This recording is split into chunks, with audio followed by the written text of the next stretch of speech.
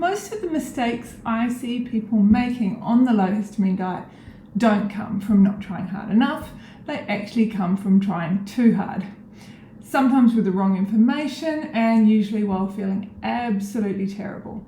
And I want to say that up front, because if you're watching this and you're exhausted and you're confused and you're starting to feel frightened of food, well, none of it is your fault. It's what happens when you're handed a tool without the context that's supposed to go with it. So today I want to talk to you about the 7 mistakes I see all the time in my clinic, and more importantly, why each one can keep you stuck so you can start to unravel them. I'm Luann Hopkinson, clinical nutritionist and mind-body coach, and I've also had my own experience with histamine intolerance and mast cell activation syndrome. So let's get into it. Mistake 1, getting stricter and stricter with your diet. The first mistake, and probably the most common, is the assumption that if the symptoms are still happening, the answer must be to remove more foods. So the list gets smaller and smaller, and the reactions just keep coming. So here's what is actually going on beneath that kind of an issue. When you remove more foods and you're removing another whole group of foods and another group of foods, you're often also removing the fibers and the plant diversity that your gut bacteria need to stay balanced.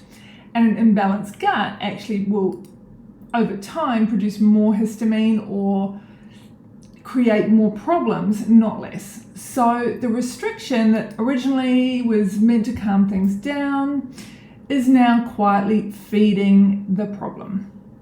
On top of that, the nervous system is here the whole time watching your reactions to the foods, and so associations are created in your brain, and these neural pathways mean that more foods get labeled dangerous.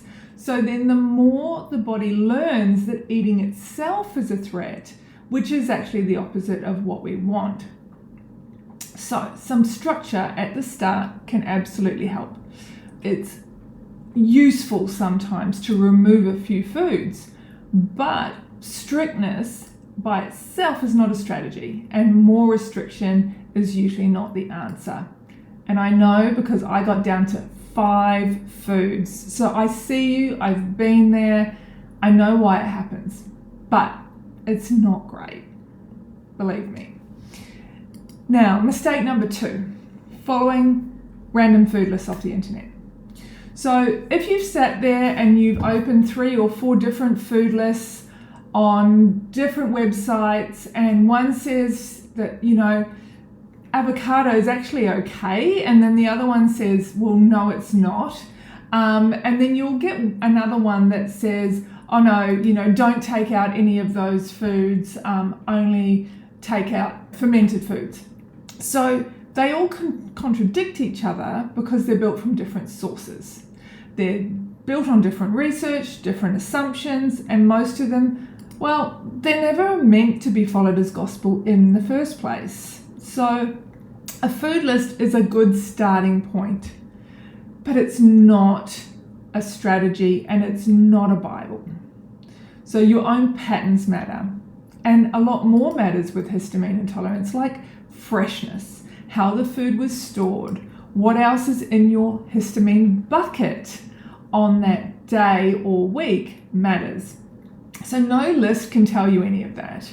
And trying to make one list do all the work is a big part of why people can end up eating 5 foods and still reacting.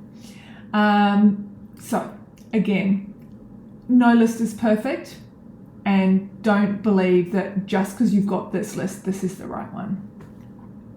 Mistake 3, ignoring freshness and storage.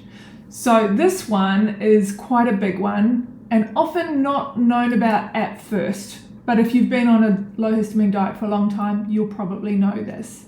So histamine builds up in food as it ages, which means a meal that was really fine when you cooked it will be a very different story if it's leftovers from the back of the fridge 2 days later. So I've had many clients come to me absolutely convinced that, say, chicken is a trigger. But when we look at what happened, it was actually the chicken had been cooked, refrigerated, and reheated and eaten the next day. So it's not necessarily the chicken that's the problem. So in this case, the chicken's histamine load had increased. And once you understand that, a whole category of the mystery reactions start to make sense. So fresh cooking, freezing portions after cooking or when you get home from the supermarket, paying attention to how long things have been sitting around. All of that matters just as much as which foods are on your plate. The next mistake, 4, blaming every symptom on the last meal. You assume every flare has to be about the last thing you ate. If you do this, you will drive yourself genuinely mad, and you'll also miss what's really going on. So the symptoms are almost never about one meal. They're about the whole bucket. The histamine bucket, as we call it. So stress is in that bucket. Sleep is in that bucket. Where you are in your cycle matters. That's in that bucket. And it matters a lot for women when they're in perimenopause because the cycles change and the hormone fluctuations change. Constipation is in that bucket because if you're not clearing histamine out through the bowel, it recirculates. Environment matters. Pollen, maybe even mold exposure, or a stressful conversation at 11 p.m. All of it adds up. So when you're reacting, the food is only part of the story. The meal you ate an hour ago is almost never the full explanation. And chasing it, it keeps you locked into a very narrow view of what's actually driving your symptoms, which can actually hold you back because there could be a whole pile of other things that could help. Now, mistake number 5 is ignoring all the non-food triggers altogether. So this is the other side of the mistake that we just talked about. It's one that I actually talk about a lot. So you could be eating the most careful, the most perfect low histamine diet in the world and still feel awful because food is only one input. The nervous system underlies every single system in your body. And if it's stuck in a protective and reactive state, your immune system is going to be overreactive. And that doesn't really matter what's on your plate. It's not a mindset problem either. It's actually physiology. So chronic stress, poor sleep, hormonal shifts, a gut that is slow and stuck with constipation, all of these can load up the body in ways that food alone isn't going to fix. Although there are some things you can do with food that help constipation, but I usually find that I'm talking to people about trying to add things in to help with that. And this is the part that a lot of people don't know. And a lot of practitioners actually completely miss entirely. They're focusing on the diet stops working, then they get stricter. They might throw some supplements at it, but it still doesn't work. And no one's really looking at the nervous system or that bigger picture. And that can be why people plateau or even get worse. Mistake number 6, staying in food fear. There's a stage where some caution is protective. At first, it genuinely helps. It gives you some breathing room. But there's also a stage where the caution itself becomes part of what's keeping you unwell. When every meal becomes a negotiation with fear, when you're bracing before you take a bite, when eating out is off the table because the anxiety is so high, that stress response is actually doing the same thing to your body as the food you're trying to avoid. Your nervous system can't tell the difference between this histamine-rich meal and the dread of eating a potentially histamine-rich meal. So the downstream reactions in the body can be very similar. And I'm not saying push through and just ignore your body. It's not really what this is. I'm saying that at some point we need to start gently working with that fear, because the fear becomes as important as working with the food. And that shift is where we can start to make real progress. Mistake 7, forgetting that the low histamine diet is a tool and not the destination. And this is the one I really want you to get. The low histamine diet is a short-term stabilizing tool.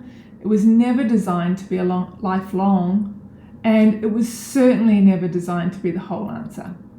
The goal isn't to just get down to 10 or 15 safe foods forever. That's no way to live. The goal is to calm the system down enough so that you can start addressing what's actually driving the reactivity, rebuild your gut, regulate the nervous system, and slowly, carefully reintroduce foods back in.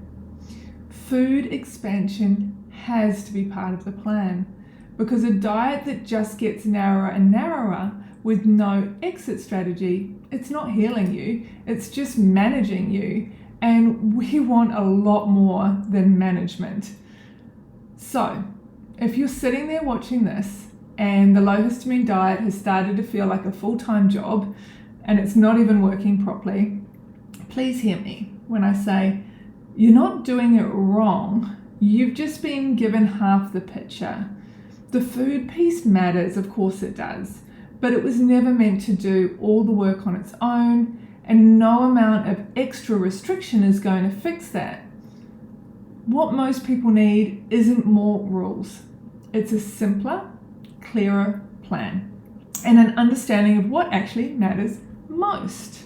So if you want somewhere straightforward to start, you can jump into the Low Histamine Reset, my course that gives you a simple low histamine framework to follow with much more than just a list. It's got recipes, yes, it's got meal plans, yes, but also prep guides and information on how to make your life easier while also eating low histamine, because that's really the most important thing when you're stuck at 7 o'clock at night and you don't know what to eat.